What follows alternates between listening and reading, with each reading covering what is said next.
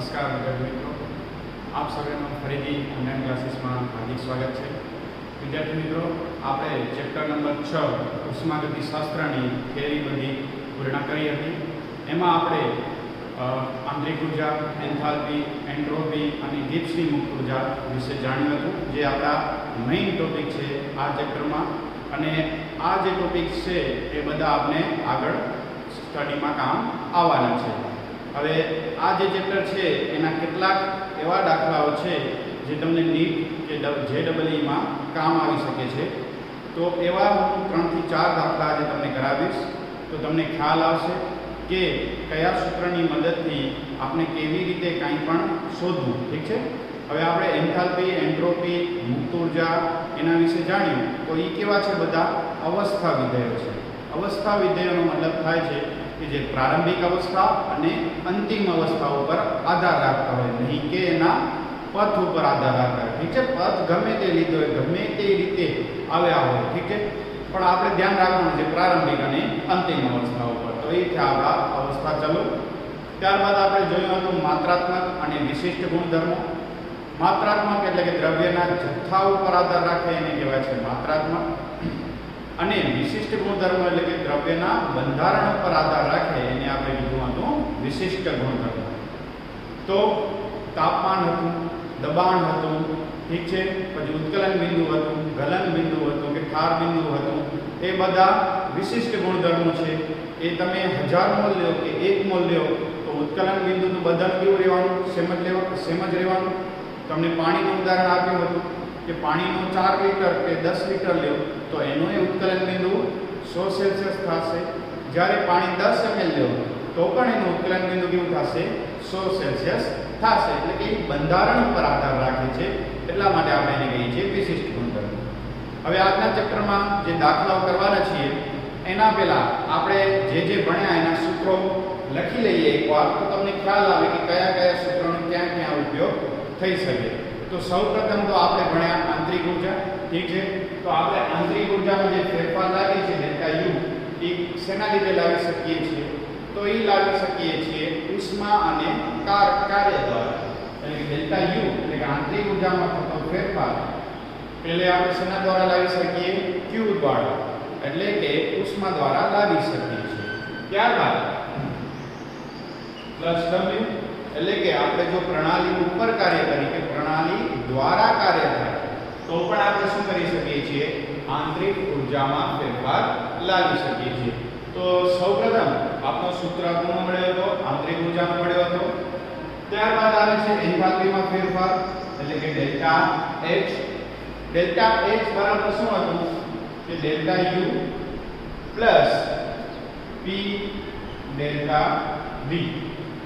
આ તમને સમજાવેલું હતું. ઠીક છે. કે જે એન્થાલ્પીનો ફેરફાર છે એ આંતરિક ઉર્જાનો ફેરફાર પ્લસ કદમાં થતો ફેરફાર. અહીંયા P અચળ છે, આપણે ડેલ્ટા P નથી લખતા, કારણ કે આપણે કોઈ પણ અહીંયા પ્રક્રિયા કરશું, ઠીક છે, તો દબાણ કેવું રહેવાનું છે? અચળ જ રહેવાનું છે. હા, કોઈ પણ પ્રક્રિયા દરમિયાન છે એ કદમાં શું થતું હોય છે? ફેરફાર થાય. એટલા માટે આપણે ડેલ્ટા V નો ઉપયોગ કર્યો છે. કારણ કે તમે જોઈ શકો છો કે કોઈ પણ ઉદાહરણ ઉઠાવીને લઈ લો તો એના કદમાં હંમેશા શું થશે? ફેરફાર થશે. કોઈ વસ્તુને ગરમ કરો, જેમ કે પાણી છે એને ગરમ કરો, જો વરાળ સ્વરૂપે વાતાવરણમાં ચાલી જાય તો પાણીનું કદ કેવું થઈ જાય? ઘટી જાય. તો ડેલ્ટા V લખ્યું છે. આના સિવાય આપણે ખ્યાલ હોય તો P ડેલ્ટા V, આ સૂત્ર આપણે આદર્શ વાયુનું સમીકરણ કે PV NRT, તો એ જ આપણે લખી શકીએ કે P ડેલ્ટા V શું કરીએ? NRT. પણ અહીંયા n છે એ કેવો છે? ડેલ્ટા. એટલે કે અહીંયા એના જથ્થામાં પણ શું થશે? એટલે કે મોલમાં પણ ફેરફાર થશે. તો P ડેલ્ટા V ની જગ્યાએ આપણે શું મૂકી શકીએ છીએ? ડેલ્ટા NRT મૂકી શકીએ છીએ. ઠીક છે. તો delta H delta U plus delta NGRT આ મૂકી શકીએ છીએ. ઠીક છે. તો આપણો આ સમીકરણ થાય એટલે ટોટલ 3 સમીકરણ થયા. ત્યારબાદ આપણે એન્થાલ્પી પછી આવે છે એન્ટ્રોપી ઉપર. તો એન્ટ્રોપી શું થાય? તો સિસ્ટમની પ્લસ સરાઉન્ડિંગ. ઠીક છે. એટલે કે S ટોટલ કુલ એન્ટ્રોપીમાં થતો ફેરફાર એ કોના જેટલો હોય છે? તો સિસ્ટમ એટલે પ્રણાલીની એન્ટ્રોપીમાં થતો ફેરફાર અને સરાઉન્ડિંગ એટલે કે પર્યાવરણની એન્ટ્રોપીમાં થતો ફેરફાર જેટલો હોય છે. ત્યારબાદ આપણે આ પણ લખી શકીએ છીએ કે સરાઉન્ડિંગ ની એન્ટ્રોપીમાં ફેરફાર ક્યારે થાય એટલે કે પર્યાવરણની એન્ટ્રોપીમાં ફેરફાર ક્યારે થાય? તો એક વસ્તુ એ થાય કે જ્યારે સિસ્ટમ ઊર્જા ગુમાવે એટલે કે સિસ્ટમની એન્થાલ્પીમાં ફેરફાર થાય ત્યારે આપણે શું કરી શકીએ કે સરાઉન્ડિંગની એન્ટ્રોપીમાં ફેરફાર થાય. અહીંયા માઈનસની સાઇન શું કામ લગાડેલી છે? કારણ કે આપણે ખ્યાલ છે, ધારો કે કોઈ એક પ્રણાલી છે એ ઊર્જા મુક્ત કરે છે. ઠીક છે, ઊર્જા મુક્ત કરે એનો મતલબ કે એ ઊર્જા પર્યાવરણને મળે છે. ઠીક છે, તો સિસ્ટમ છે એ ઊર્જા ગુમાવે છે એટલે એ પ્રક્રિયા થાય છે ઉષ્માક્ષેપક, અને ગુમાવે છે એટલે આપણે સાઇન આપીએ છીએ માઈનસ. હવે એ ઉષ્મા છે એ કોણ ગ્રહણ કરશે? તો વાતાવરણમાંના કોઈ પણ વાયુ લઈ લો, અણુ લઈ લો, કાંઈ પણ લઈ લો, એ ઊર્જા ગ્રહણ કરે અને જો ઊર્જામાં વધારો થાય તો એનર્જીમાં વધારો થાય, અને એનર્જીમાં વધારો થાય તો અસ્તવ્યસ્ત ગતિ કેવી બને છે? ઝડપી બને છે. ઠીક છે, આપણે ઉદાહરણ લઈએ તો એક સિમ્પલ વાયુ લઈએ. ઠીક છે, વાયુને ડબ્બામાં પૂરી રાખીએ અને બીજા ડબ્બામાં પણ વાયુ હોય, પણ વાયુને જે ગરમ કરવામાં આવે તો વાયુના અણુઓની એનર્જીમાં વધારો થાય તો અસ્તવ્યસ્ત વધારે રીતે ફરે છે. તો અહીંયા કને સરાઉન્ડિંગમાં જેટલા પણ વાયુ કે અણુ તમે લઈ લો તો ત્યાં શું થશે કે સિસ્ટમે જે ઊર્જા ગુમાવેલી છે એ કોણ મેળવશે? એ મેળવી અને એની એન્ટ્રોપીમાં વધારો થશે. તો એક સૂત્ર આ હતું. ત્યારબાદ આપણે જોયું હતું કે delta S is greater than 0 હોય તો પ્રક્રિયા આપમેળે થશે. Delta S is less than 0 હોય તો પ્રક્રિયા આપમેળે થશે નહીં. Delta S is equal to 0 હોય તો પ્રક્રિયા સંતુલનમાં હશે. સેમ ડેલ્ટા H માટે હતું કે ડેલ્ટા H ની વેલ્યુ માઈનસ હોય તો પ્રક્રિયા આપમેળે થશે. ડેલ્ટા H પોઝિટિવ હોય તો આપમેળે થશે નહીં. પણ એ બંનેમાં કંઈક ને કંઈક અપવાદ નીકળી આવે, જેના લીધે આપણે એક નવા વિધેયની જરૂર પડી, જેના મદદથી આપણે 100% કહી શકીએ કે આના લીધે પ્રક્રિયા આપમેળે થશે કે નહીં. અને એ છે આપણે ગિબ્સની મુક્ત ઊર્જા એટલે કે delta G is equal to delta H minus P delta S. ઠીક છે, આ હતું ગિબ્સની મુક્ત ઊર્જાનું સૂત્ર. ગિબ્સની મુક્ત ઊર્જા એટલે કે વધારાની ઊર્જા જે કાર્ય કરવા માટે પ્રક્રિયાની જોઈશે એવી ઊર્જા, જેનું મેં તમને ક્લાસમાં ઉદાહરણ પણ આપ્યું હતું. હવે પછી આપણે જોયું હતું કે ડેલ્ટા G છે એની વેલ્યુ જો નેગેટિવ આવે તો પ્રક્રિયા આપમેળે થશે. ડેલ્ટા G ની વેલ્યુ જો પોઝિટિવ આવશે તો પ્રક્રિયા આપમેળે થશે નહીં. અને delta G is equal to 0 હોય તો એનો મતલબ થશે કે પ્રક્રિયા સંતુલનમાં છે. ત્યારબાદ એક આપણે લાસ્ટ જે થિયરી કરી એના ઉપરથી છે કે જો delta G is equal to delta G naught plus RT ln K. ઠીક છે, આ સૂત્રનો ઉપયોગ ક્યારે કરીએ છીએ કે કોઈ પણ પ્રક્રિયા જ્યારે સંતુલનમાં હોય, સપોઝ કે A + B gives C + D અને પ્રક્રિયા કેવી છે? સંતુલનમાં છે. તો આપને ખબર છે કે પ્રક્રિયા સંતુલનમાં હોય તો ડેલ્ટા G ની વેલ્યુ કેવી આવે? 0 આવે છે. G નોટ ને એટલે પ્રમાણિત અવસ્થાવાળાને કરતા બનાવીએ તો RT ln જે છે એ માઈનસ થઈ જશે. અને આ નેચરલ લોગ છે એને log બેઝ 10 માં કન્વર્ટ કરીએ તો ડેલ્ટા G ની વેલ્યુ કેટલી થશે? -2.303 RT log K. ઠીક છે, જ્યાં R એટલે કે વાયુનો અચળાંક છે, T એટલે કે તાપમાન છે, અને K એટલે કે શું છે? આપણો પ્રક્રિયાનો અચળાંક છે, જે તમને 7મા ચેપ્ટર સંતુલનમાં શીખવાડવામાં આવશે. તો ટૂંકમાં આપણા કેટલા સમીકરણ બને? 1 2 3 4 5 6 અને 7. આ 7 સમીકરણો જલ્દીથી લખી લો તો તમને ખ્યાલ આવશે કે કઈ જગ્યા ઉપર કયો સમીકરણ યુઝ કરવું. અને આના મદદથી હવે આપણે દાખલા જે છે એ સ્ટાર્ટ કરીશું. તો વિડિયો પોઝ કરી સ્ક્રીનશોટ પાડી અને જલ્દીથી લખી લેજો.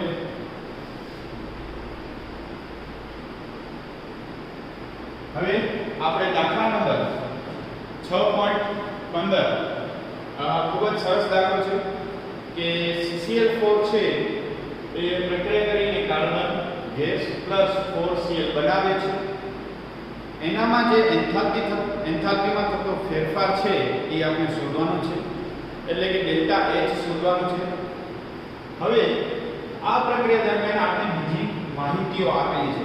તમે તમારા ટેક્સ્ટબુકમાં એ રકમો જોઈ લેજો અને એ પ્રમાણે દાખલા ગણવાનો ટ્રાય કરજો. ઠીક છે? તો અહીંયા સૌથી પહેલા કઈ માહિતી આપેલી છે એ લખી લેવાની, જે પણ આપેલી હોય. અહીંયા આપેલી છે વેપરાઇઝેશન એન્થાલ્પી, ફોર્મેશન એન્થાલ્પી, એટમાઇઝેશન એન્થાલ્પી અને બીજી પણ છે એટમાઇઝેશન એન્થાલ્પી. હવે તમને ઇંગ્લિશમાં નામ કરાવ્યા હતા એટલે જ કરાવ્યા હતા કે ક્યારેક કોઈ દાખલો આવી રીતે જો ઇંગ્લિશમાં પૂછાઈ જાય તો તમે મૂંઝાવ નહીં. ઠીક છે? થોડું ગુજરાતી ભેગું થોડું ઇંગ્લિશ કરતું રહેવાનું, જેના મદદથી આપણે સમજવામાં ઈઝી રહે. વેપ લખેલું છે કે વેપરાઇઝેશન, એને આપણે ગુજરાતીમાં કહીએ છીએ બાષ્પીભવન એન્થાલ્પી. ઠીક છે? વરાળ બની જાય, પાણીમાંથી વરાળ બની જાય. ઈ કોની છે? તો ઈ છે આપણા CCl4 ની. ફોર્મેશન એન્થાલ્પી પણ કોની છે? CCl4 ની. ફોર્મેશન એટલે કે સર્જન એન્થાલ્પી. પછી એટમાઇઝેશન એટલે પરમાણ્વીકરણ એન્થાલ્પી કોની છે? કાર્બન. અને પરમાણ્વીકરણ એન્થાલ્પી કોની છે? ક્લોરીન. હવે જે માહિતી આપેલી છે એના ઉપરથી આપણે નવા સમીકરણ બનાવવાના છે. તો પહેલી આપેલી છે CCl4 ની વેપરાઇઝેશન એન્થાલ્પી. મતલબ CCl4 આપણે લિક્વિડ અવસ્થામાં આપેલું હશે તો જ શેનામાં કન્વર્ટ થાય? ગેસ અવસ્થામાં કન્વર્ટ થાય. એને જ આપણે બાષ્પીભવન કહીએ છીએ. તો જે માહિતી આપેલી છે એનું સૂત્ર લખીએ કે CCl4 શું હશે? લિક્વિડ હશે, એનામાંથી CCl4 છે એનું શું બન્યું હશે? ગેસ બન્યું હશે. અને એ પ્રક્રિયા દરમિયાન ઊર્જા કેટલી છૂટી પડે છે? સોરી, અહીંયા ઊર્જા આપવી પડતી હશે કારણ કે અહીંયા પોઝિટિવ સાઇન છે. ઠીક છે? 30.5 કિલોજૂલ પ્રતિ મોલ. આ તો સમીકરણ આપણો 1. પછી બીજું શું આપેલું છે? Formation enthalpy of CCl4. Formation enthalpy એટલે કે જે આપણા પ્રક્રિયક છે એ એકદમ પ્રમાણિત અવસ્થામાં હોવા જોઈએ. એની નિશ્ચિત કુદરતી રૂપમાં જે હોવા જોઈએ કે સૌથી વધારે તે સ્થાયી હોય એ અવસ્થામાં. તો CCl4 કેવી રીતે બને? તો કાર્બન છે એ ગ્રેફાઇટ સ્વરૂપે સૌથી સ્થાયી હશે અને વધારે પ્રમાણમાં મળશે. ઠીક છે? અને ક્લોરીન છે એ આપણે કયા સ્વરૂપે મળે? Cl2 સ્વરૂપે મળશે. પણ એના કેટલા મોલ લેશું? 2 મોલ, કારણ કે CCl4 બનાવે છે એટલે પ્રક્રિયા થઈ અને શું બનશે?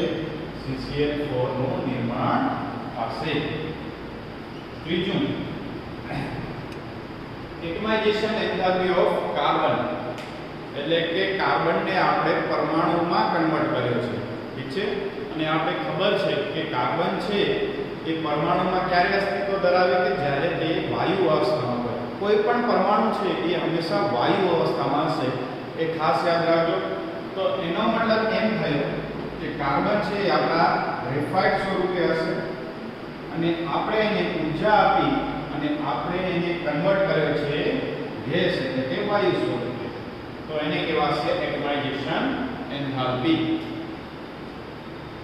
ચોથું, એટમાઇઝેશન એન્થાલ્પી ઓફ Cl2 એટલે કે Cl2 ને આપણે પરમાણુ બનાવવો છે.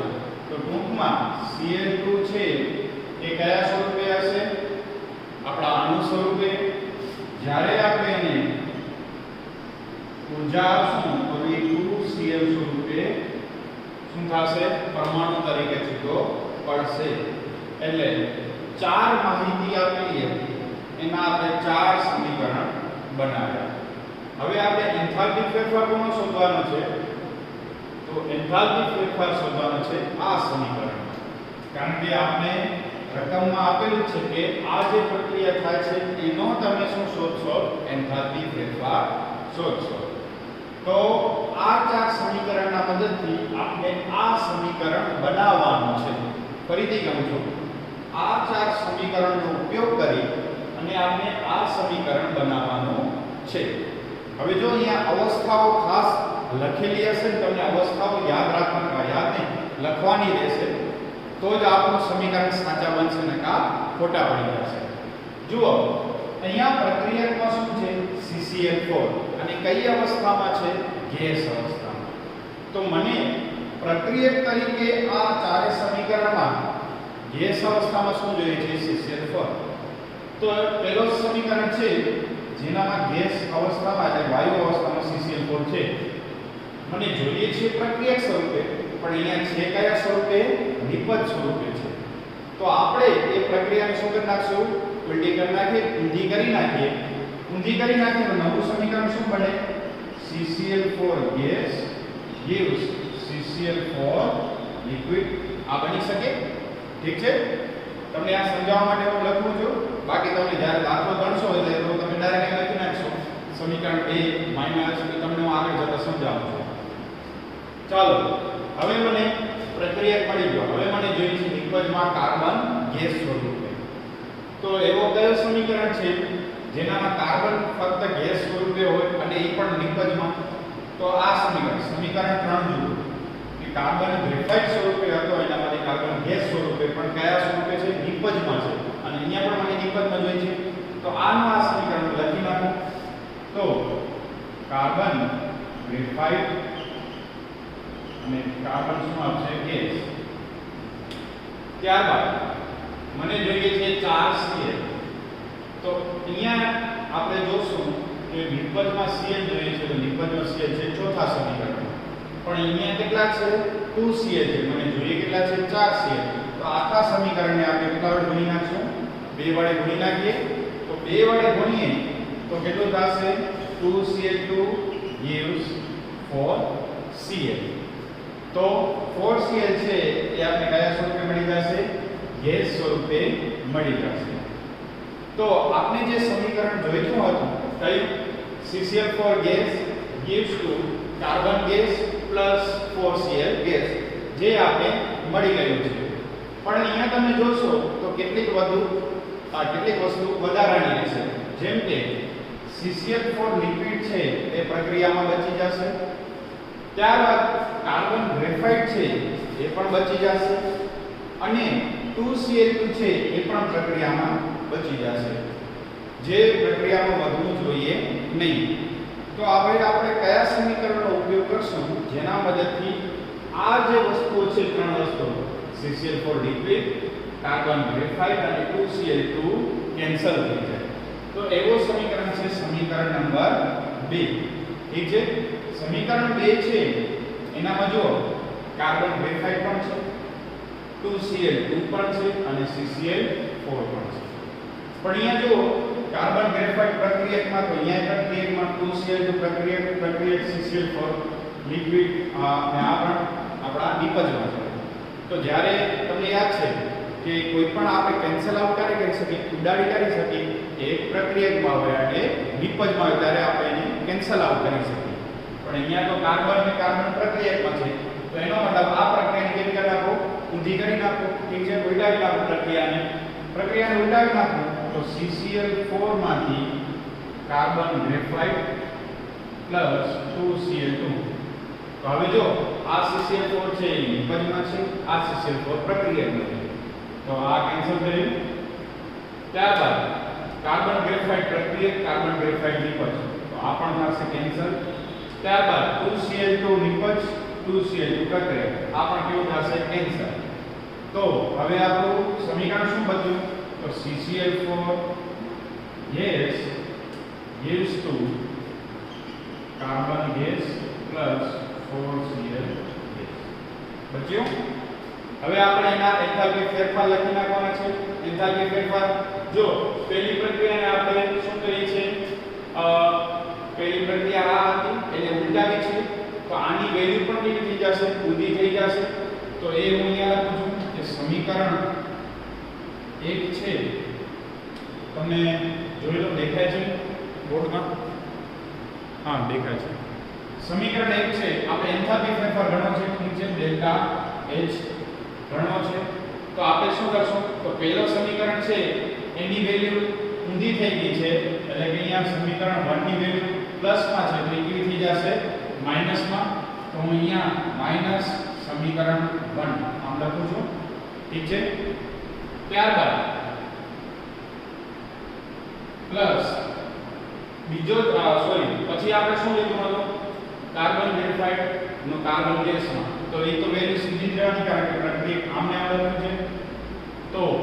ફરી આપણે લખી લઈએ કેટલી રહેશે 715 પ્લસ હવે આપણે શું જોઈએ છે તો આપણે ક્લોરીન વાળો લીધો તો એ ક્લોરીન ગેસ નું આપણે ક્રુશિયલ પરમાણુમાં કન્વર્ટ કરે તો પણ ગુણ્યા 2 કરી નાખ્યા હતા તો જે સમીકરણ 4 છે ઠીક છે સમીકરણ 4 છે એની વેલ્યુને આપણે ગુણ્યા 2 કરી નાખશું પ્લસ હજી શું રહ્યું સર્જન એન્થાલ્પી તો સર્જન એન્થાલ્પીનું સૂત્ર શું લખશું આપણે તો સર્જન એન્થાલ્પી હતી -135.5 પરંતુ આપણે એ સમીકરણ પણ ઉલટાવી નાખ્યું તો માઈનસ છે એની જગ્યાએ શું થઈ જશે એની વેલ્યુ પ્લસ થઈ જશે તો પ્લસ 135.5 તો હવે એન્થાલ્પી ફેરફાર ગણીએ તો ડેલ્ટા H બરાબર સમીકરણ 1 ની વેલ્યુ ઊંધી એટલે કે -30.5 પ્લસ 715 સમીકરણ 4 ને ગુણ્યા 2 તો સમીકરણ 4 242 છે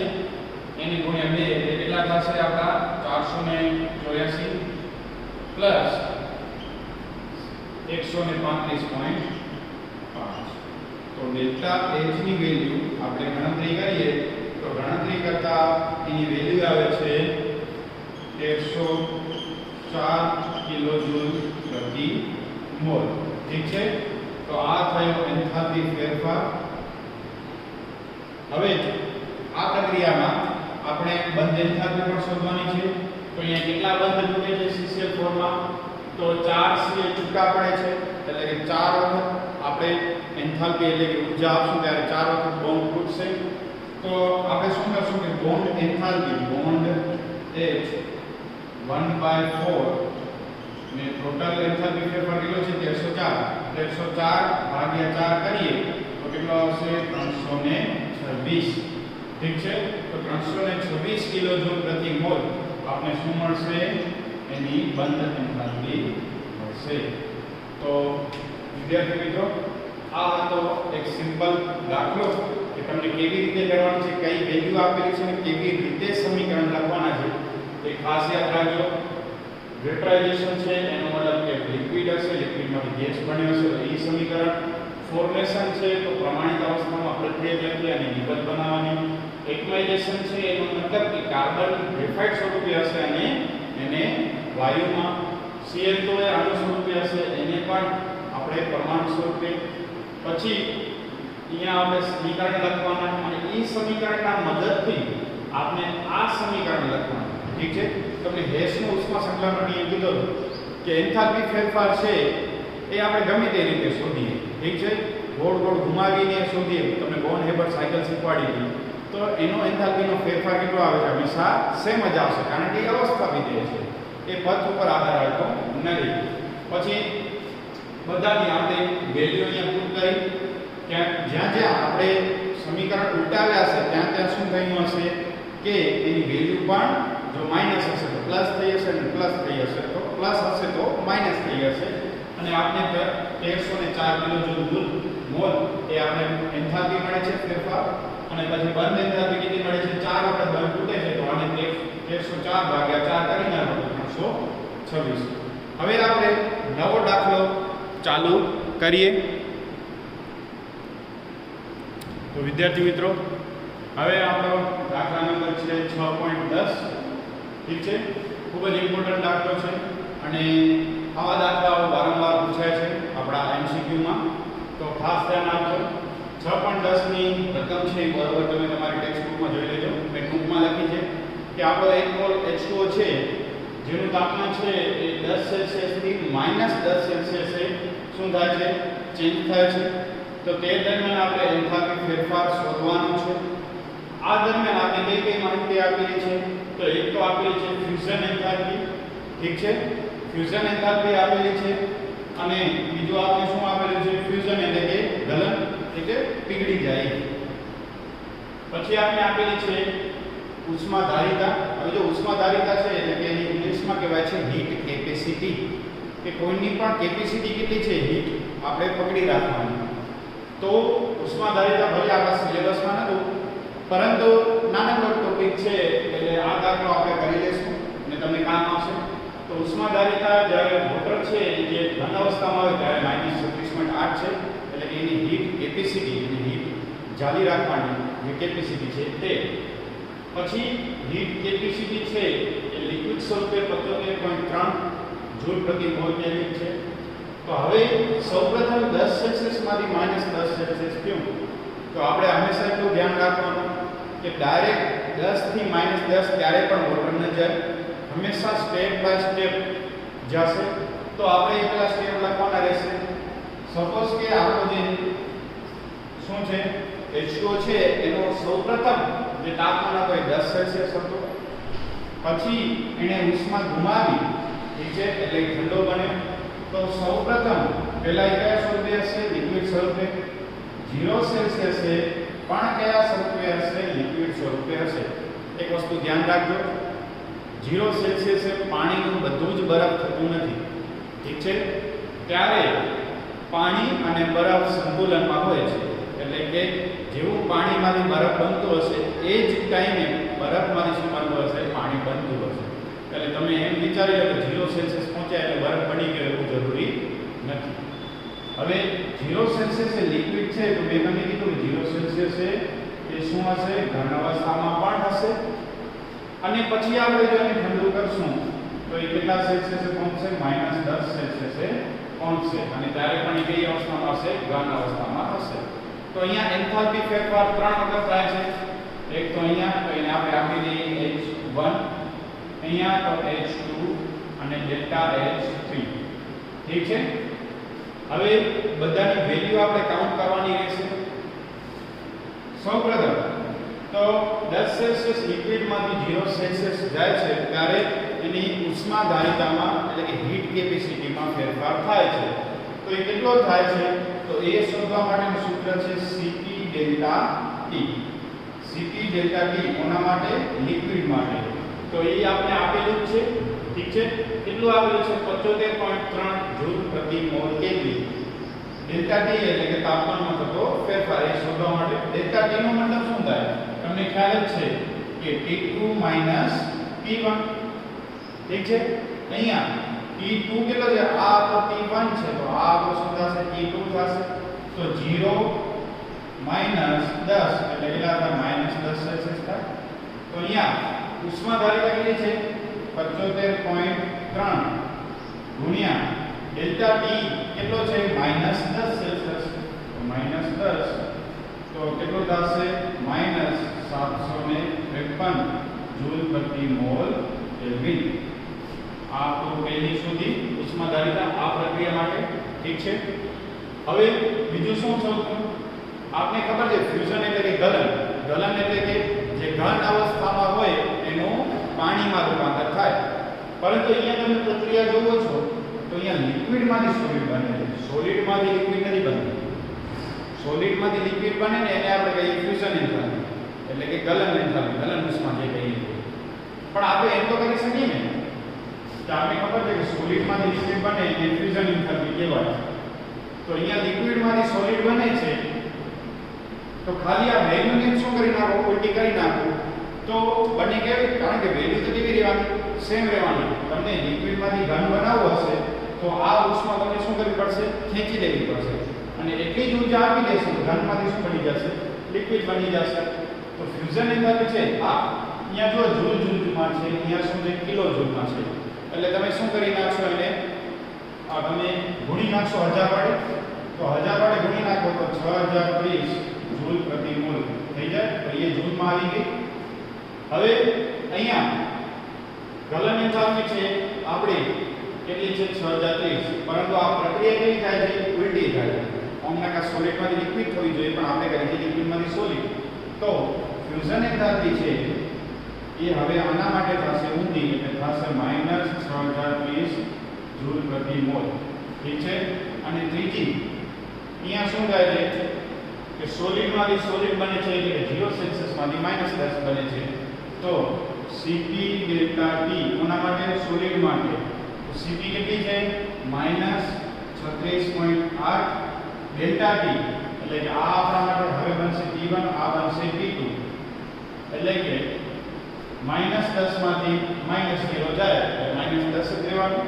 તો -10, ઠીક છે. તો આની વેલ્યુ કેટલી આવશે? તો તો આની વેલ્યુ આવશે 368 ની આજુબાજુ આવશે 368 જૂલ પ્રતિ મોલ કેલ્વિન. હવે એન્થાલ્પી ફેરફાર જોઈએ તો ડેલ્ટા H બરાબર એન્થાલ્પી ફેરફાર કેટલા થાય H1 H2 અને H3. તો delta H1 delta H2 plus delta H3. Delta H1 કેટલો છે તો ડેલ્ટા H1 છે -753 પ્લસ બીજો ફ્યુઝન એન્થાલ્પી કેટલી છે -6030 અને અહીંયા કેટલો છે તો 368.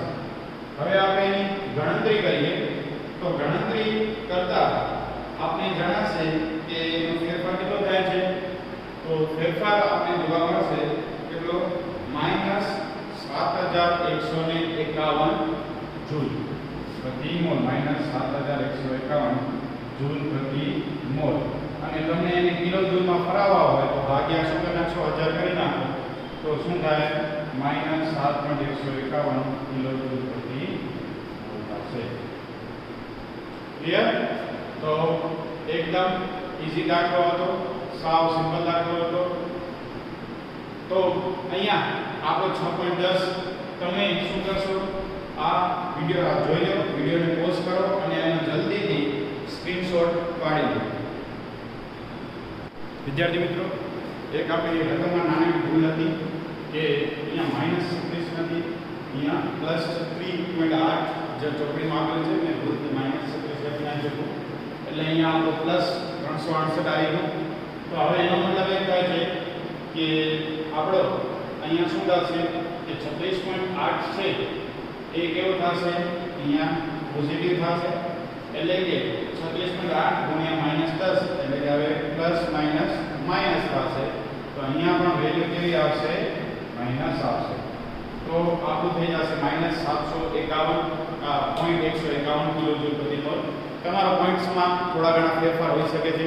તમને એકદમ પરફેક્ટ ચોકડી મુજબ જો જવાબ લેવો હોય તો તમે શું કરશો તો પોઈન્ટ પાછળ 4 આંકડા લઈ લેવાના તો તમારો એકદમ એક્ઝેક્ટ જવાબ આવી જશે.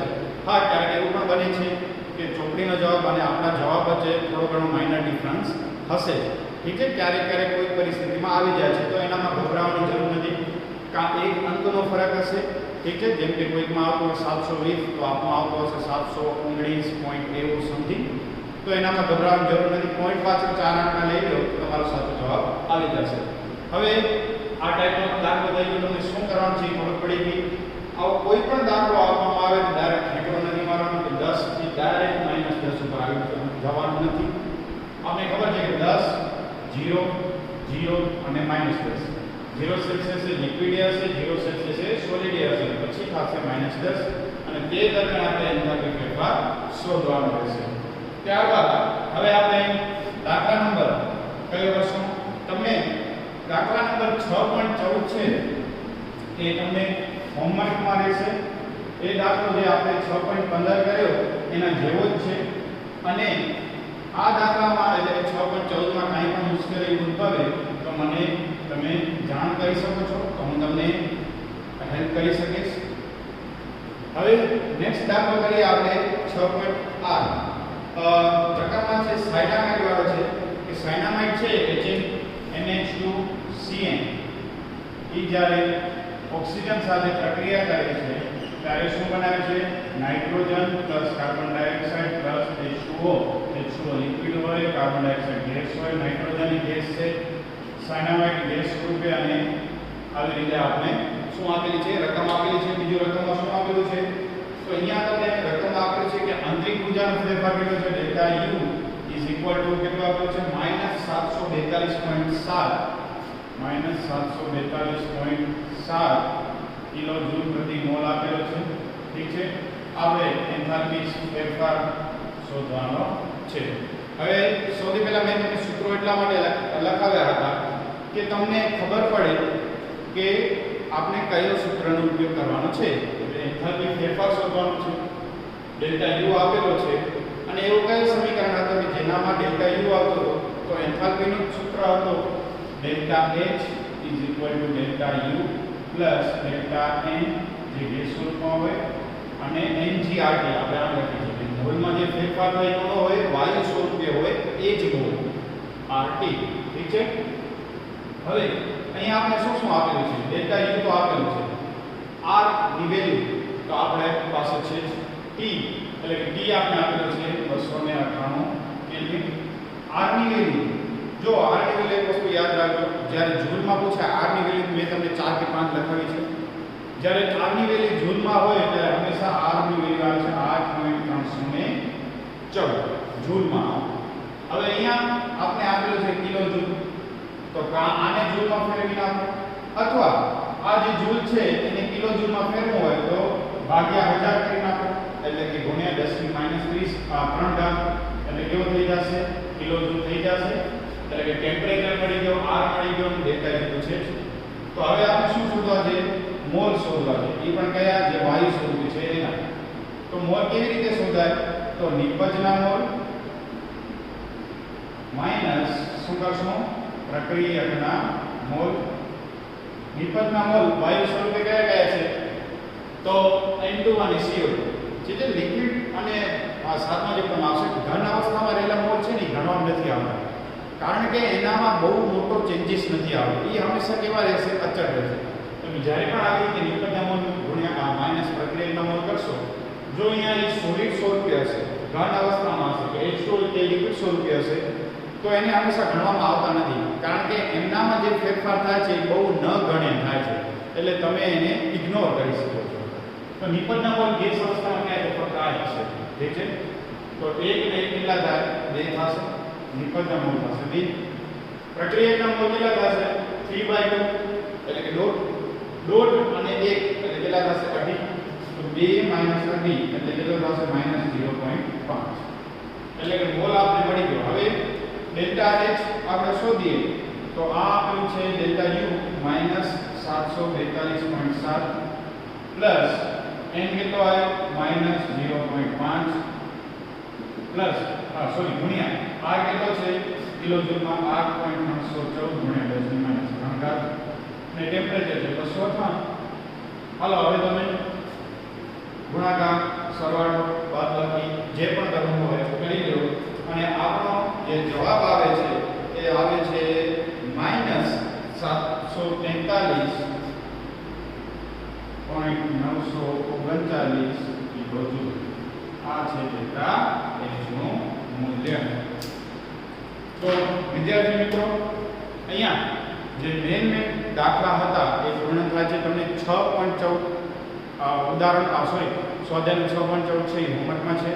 6.22 એ પણ ટ્રાય કરજો, બહુ MCQમાં પૂછાય એવો દાખલો છે. અને જે કોયડાઓ છે એ તમને હોમવર્કમાં રહેશે. ઠીક છે. જે અઘરા કે થોડાક ડિફિકલ્ટ હતા એને દાખલા તમને કરાવી દીધા. એમાં ખાસ જે પહેલા 2 દાખલા હતા, બાકીના જે તમારા દાખલા છે એ તમારા કોન્સેપ્ટ બેઝ હશે, અથવા તમે સમીકરણમાં રકમ મૂકશો તો આવડી જશે. તો અહીંયા આપણું ચેપ્ટર ઉષ્માગતિશાસ્ત્ર પૂર્ણ થાય છે. હવે ચેપ્ટર નંબર 7 સંતુલન ચાલુ કરશો, અને એનામાં ફક્ત જે 12મા સાથે કનેક્ટેડ છે એ જ ટોપિક લેશું. એટલે કદાચ 3-4 લેક્ચરમાં આપણું 7મું ચેપ્ટર પૂર્ણ પણ થઈ જાય, એટલે ડાયરેક્ટ આપણે આવી જશું 12મામાં. એટલે કે 12માનો કોઈ પણ ચેપ્ટર અથવા લગભગ ચેપ્ટર 2 ચાલુ કરીશ, અથવા તો ચેપ્ટર નંબર 3 ચાલુ કરીશ. આ 2 ચેપ્ટરમાંથી કોઈ પણ એક ચેપ્ટર સ્ટાર્ટ કરીશ. તો હવે આપણે મળીશું કાલે નવા ચેપ્ટર એટલે કે સંતુલન ભેગું. Thank you.